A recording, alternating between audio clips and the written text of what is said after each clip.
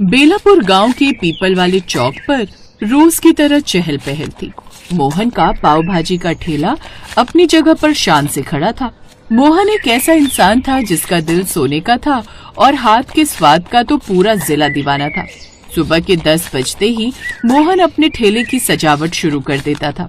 उसकी पत्नी सुनीता घर से ताजा मक्खन निकाल कर देती थी, जिसकी महक पूरे चौक में फैल जाती थी। मोहन की मेहनत का ही नतीजा था कि दोपहर के 1 बजते बजते उसकी कढ़ाई खाली होने लगती थी। वाह रे ऊपर वाले, तेरी भी क्या माया है। आज तो अभी 1 ही बजा है और सारी पाव भाजी खत्म होने पर आ गई। ऐसा लगता है कि आज तो 4 बजे तक मैं बिल्कुल फ्री होकर घर चला जाऊंगा। सुनीता भी खुश हो जाएगी कि आज जल्दी आ गया।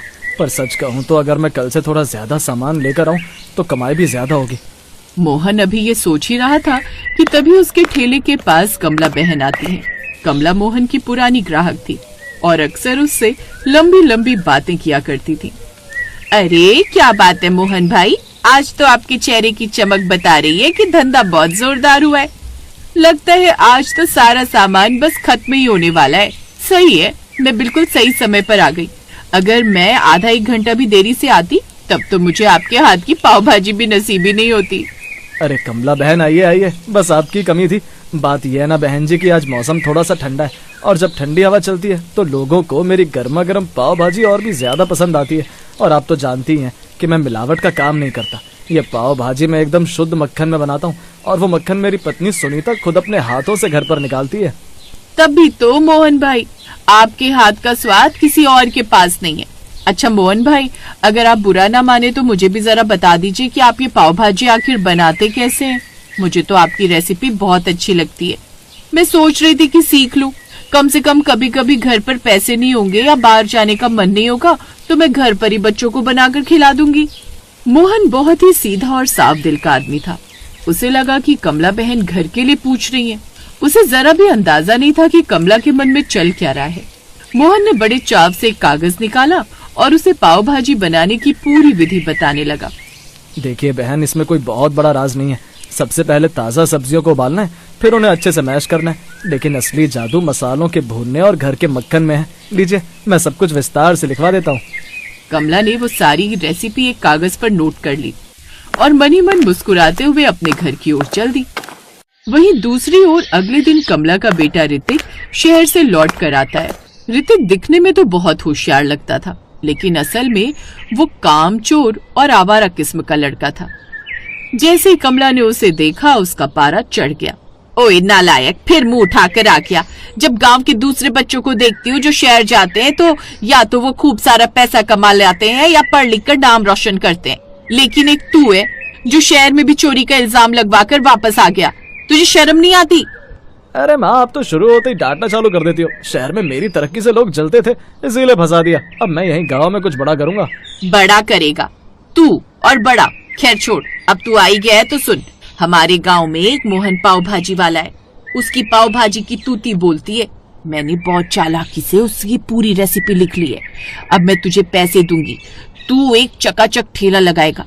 और याद रख ऋतिक, तेरे पास सिर्फ 2 महीने का समय है। इन 2 महीनों में मोहन का ठेला बंद हो जाना चाहिए और पूरे गांव में सिर्फ तेरी पाव भाजी के चर्चे होने चाहिए। अरे माँ, बिल्कुल भी फिक्र मत करो। अब इस गांव के अंदर मॉडर्न पाव भाजी वाला आ गया। मैं शहर के तौर तरीके जानता हूँ। ऐसी चकाचक लाइटें लगाऊंगा और ऐसा म्यूजिक बनाऊंगा कि गांव के सब लोग मेरे फैन हो जाएंगे। आप बस देखते जाओ, लोग मोहन को भूल जाएंगे और मेरी तारीफ करते नहीं थकेंगे। फिर आप ही कहोगी कि कितना हीरा बेटा मिला है आपको। कमला को वैसे तो अपने बेटे पर रत्ती भर भी यकीन नहीं था, क्योंकि वो जानती थी कि ऋतिक कितना आलसी और घमंडी है।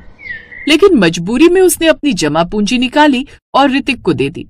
ऋतिक ने शहर से कुछ पुराने बैनर, रंगीन लाइटें और एक लाउडस्पीकर मंगवाया। अगले दिन ऋतिक ने अपना ठेला बिल्कुल मोहन के ठेले के सामने ही लगा लिया। आइए आइए गांव वालों, पुरानी और घिसी पिटी पाव भाजी छोड़िए, अब शहर का असली स्वाद चखिए। ऋतिक मॉडर्न पाव भाजी यहाँ है। यहाँ आपको मिलेगा एक्स्ट्रा चीज, एक्स्ट्रा मसाला और शहर वाला स्टाइल। आ जाओ भाई, उद्घाटन के लिए 1 पर 1 फ्री है। मोहन अपने ठेले पर खड़ा होकर ये सब देख रहा था। उसे समझ आ गया कि कल कमला बहन ने उससे रेसिपी क्यों पूछी थी, लेकिन मोहन चुप रहा।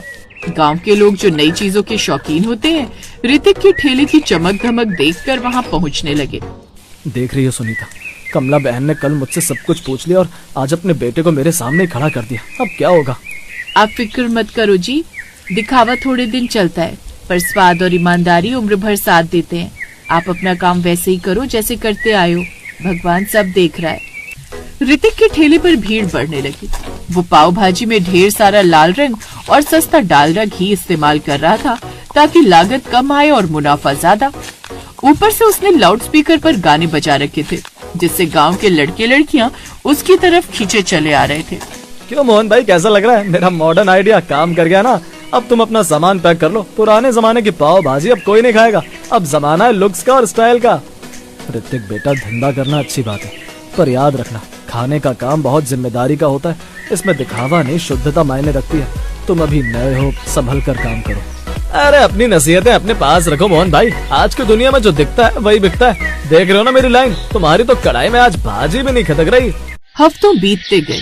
ऋतिक ने मोहन के कई पुराने ग्राहकों को अपनी एक पर एक फ्री वाले स्कीम से तोड़ लिया था। मोहन का काम सच में आधा रह गया था। घर में पैसों की तंगी होने लगी, पर मोहन ने कभी भी अपनी भाजी की क्वालिटी नहीं गिराई। वो आज भी ताजा सब्जियों और सुनीता के हाथ के मक्खन का इस्तेमाल करता था।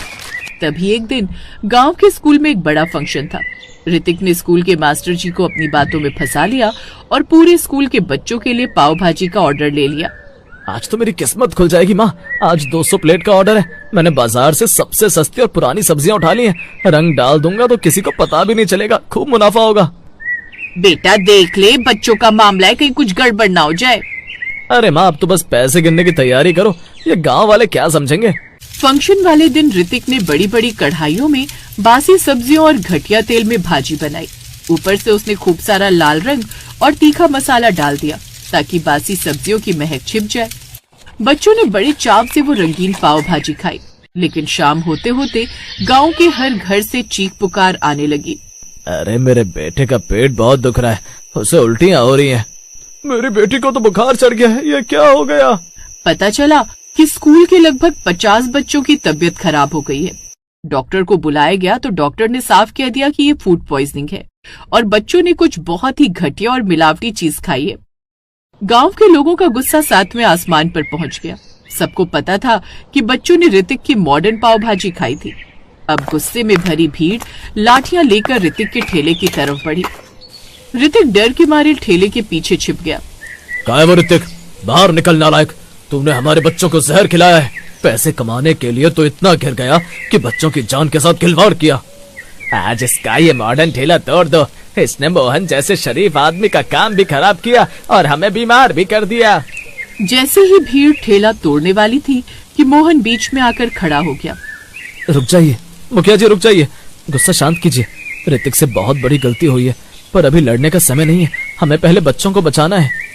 मोहन, तू इसे बचा रहा है। इसने तेरे साथ क्या नहीं किया? तेरे ग्राहकों को छीना, तुझे नीचा दिखाया।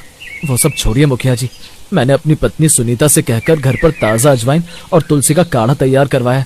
वो काढ़ा बच्चों को पिलाइए, उससे पेट की गंदगी साफ होगी। और मैंने बिना मसाले की मूंग की खिचड़ी भी बनाई है। आप सब अपने अपने बच्चों को वो खिलाइए। और ऋतिक देख लो, यह है तुम्हारे मॉडर्न तरीके का नतीजा। खाना बनाने की आदत है, इसे धंधा मत बनाओ। अगर आज किसी बच्चे को कुछ हो जाता तो क्या तुम खुद को माफ कर पाते? ऋतिक की आंखों से झरझर आंसू बहने लगे। वो मोहन के पैरों में गिर गया। गांव वाले भी मोहन की महानता देखकर चुप हो गए। उसने मोहन के पास जाकर हाथ जोड़े। ऋतिक ने सबके सामने कान पकड़कर माफी मांगी। मोहन भाई, मुझे अपना चेला बना लीजिए। मुझे चमक धमक नहीं बल्कि आपके जैसी ईमानदारी सीखनी है। मुझे सिखा दीजिए कि असल स्वाद कैसे आता है। पगले, स्वाद मसालों में नहीं, नियत में होता है। तो हम दोनों मिलकर काम करेंगे।